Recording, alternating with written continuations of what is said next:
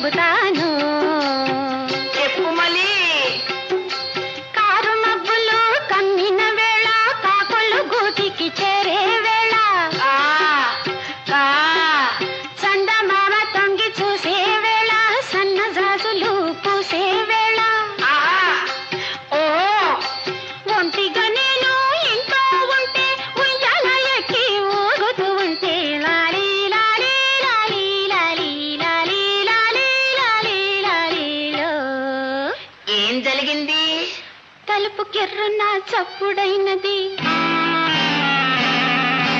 గుండె జల్లున కొట్టుకున్నది.